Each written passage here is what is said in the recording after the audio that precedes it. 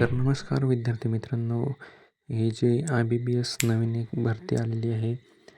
तर तुम्ही पाहू शकता याचं रजिस्ट्रेशन करायचं चालू झालेले आहे. IBPS क्लर्क हे जे पद आहे यासाठी 11,000 जागा आहेत.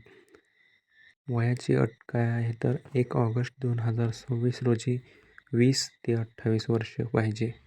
म्हणजे ST विद्यार्थ्यांसाठी 5 वर्ष सूट मिळणार आहे. याची जी ऑनलाईन फॉर्म प्रोसेस आहे ती चालू झालेली आहे आणि लास्ट डेट जी आहे 21 ऑगस्ट 2026.